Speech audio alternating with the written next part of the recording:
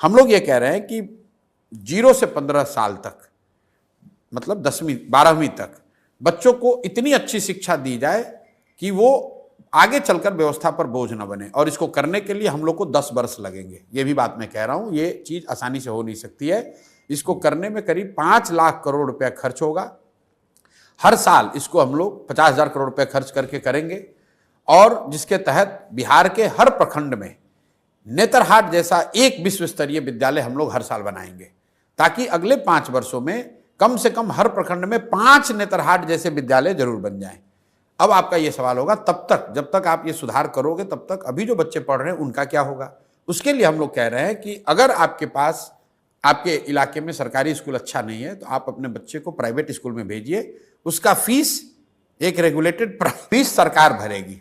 तो जन स्वराज की शिक्षा को लेकर ये जो सोच है कि 15 साल से कम उम्र के बच्चों को इतनी अच्छी शिक्षा दी जाए ताकि वो व्यवस्था पर आगे चलकर बोझ ना बने। और अच्छी शिक्षा देने के लिए rather than making school in every village, we are saying कि हर प्रखंड में 5 से 10 अच्छे विद्यालय बनाए जाएं और लोगों को बस की सुविधा दी जाए, स्कूल बस की, ताकि बच्चे अच्छे स्कूल तक पहुंच सकें।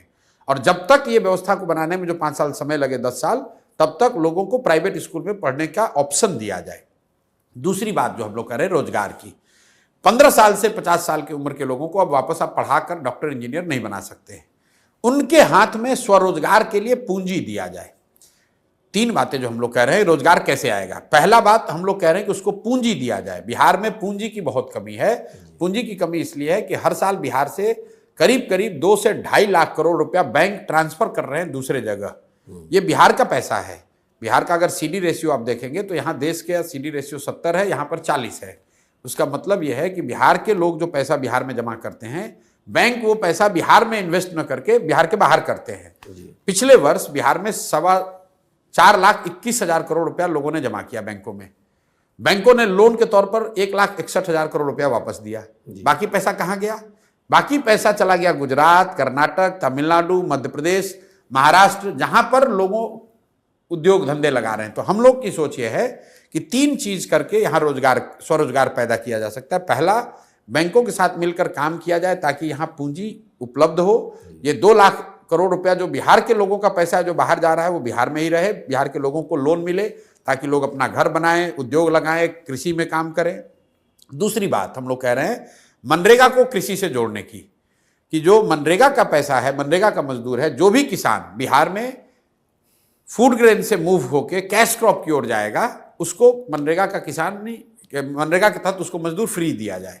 उससे क्या होगा कि लैंड की प्रोडक्टिविटी बढ़ेगी और बहुत बड़ी संख्या में जो एग्रीकल्चर से जुड़े हुए मजदूर हैं जो पंजाब हरियाणा जा रहे हैं, उनको यहीं पर मजदूर मिलने लगेंगे। क्योंकि जमीनी सच्चाई ये है कि जहां लाखों लोग, बिहार के लोग बाहर जाकर खेती में खेतों में मजदूरी कर रहे हैं, बिहार के खेतों में काम करने के लिए मजदूर नहीं है।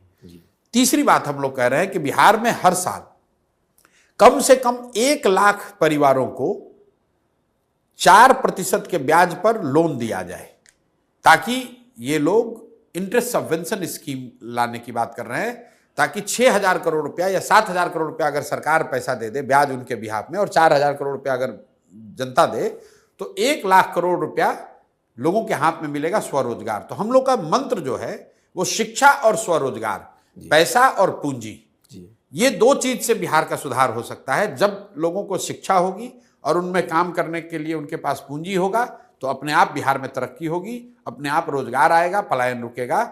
सिर्फ सरकारी नौकरी का वादा करके या 2, 4, 10 फैक्ट्री लगाकर बिहार की जनता को और बिहार से गरीबी दूर नहीं की जा सकती है।